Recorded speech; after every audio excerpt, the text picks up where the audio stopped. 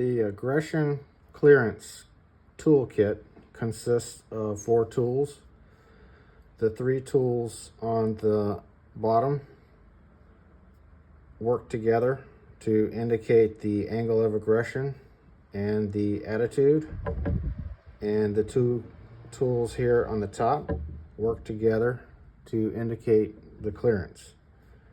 The aggression fork indicates the angle of aggression relative to the center line, which is perpendicular to the bar. The angle finder is coupled with the fork and the bar. To measure clearance, the clearance gauge works together with the bar.